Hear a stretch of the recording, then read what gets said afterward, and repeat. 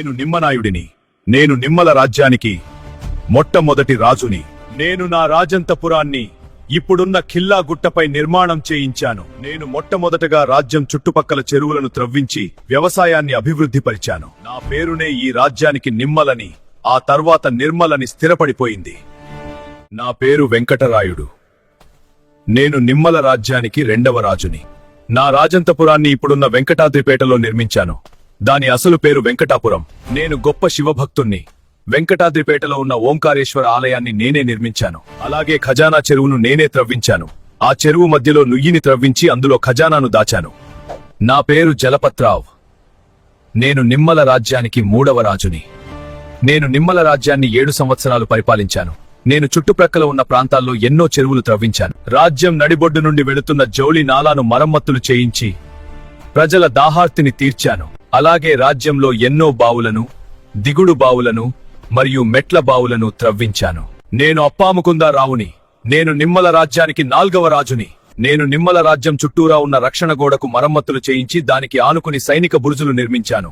రాజ్యంలోని ఒక కోట నుండి మరో కోటకు ఉన్న సొరంగ మార్గాలని మరింత అభివృద్ధి చేశాను. నిమ్మల రాజ్యం కేవలం గొలుసుకట్టు చెరువులకే కాదు, గొలుసుకట్టు సొరంగ మార్గాలకు కూడా ప్రసిద్ధి అనే పేరు తీసుకొచ్చాను. నేను పరిపాలించింది కేవలం 4 సంవత్సరాలైనప్పటికీ నా రాజ్యాన్ని మరియు నా ప్రజలకు 4 అంచెల రక్షణ కల్పించాను. నేను నిమ్మల రాజ్యానికి 5వ రాజుని. నా పేరు శ్రీనివాసరావు. శత్రువు గోదావరి నది దాటి రాజ్యం పొలిమేరలో కూడా అడుగేయకుండా సోన్గఢ్ ను నిర్మించాను. నా పరిపాలన తూర్పున ఖానాపూర్, జగిత్యాల, ఎల్గందల్ ఖిల్లా, పశ్చిమాన చిట్యాల, దిల్వార్పూర్, భైన్సా, దక్షిణాన బాల్కొండ, ఉత్తరాన వడూర్ మరియు మహోర్ వరకు కొనసాగించాను. ఉన్న అశ్వదాలన్నీ చూసుకోవడానికి అనంత వేమారెడ్డిని నియమించాను. అతను ఆ పేటలో ఉండటం వల్ల ఆ ప్రాంతానికి అనంత పేటని స్థిరపడిపోయింది.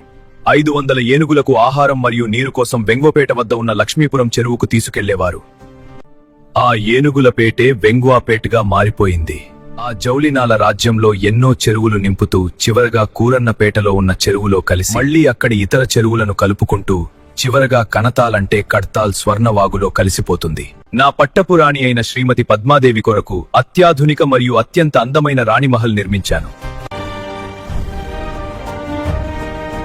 నా పేరు ఏమిటి, నేను ఎవరన్నది మీరు తర్వాత తెలుసుకుంటారు. దానికంటే ముందు మీకొక విషయం చెప్తాను. అది ఏమిటంటే, ఉన్న ఊరు కన్నా తల్లి ఒక్కటే అంటారు. మనం ఈ ఊరిలో జీవనం కొనసాగిస్తున్నామంటే ఈ ఊరికి ఎంతో రుణపడి ఉన్నామన్నట్లే. మరి ఆ రుణాన్ని మీరు ఏ విధంగా తీర్చుకుంటారో అన్నది మీపై ఆధారపడి ఉంది.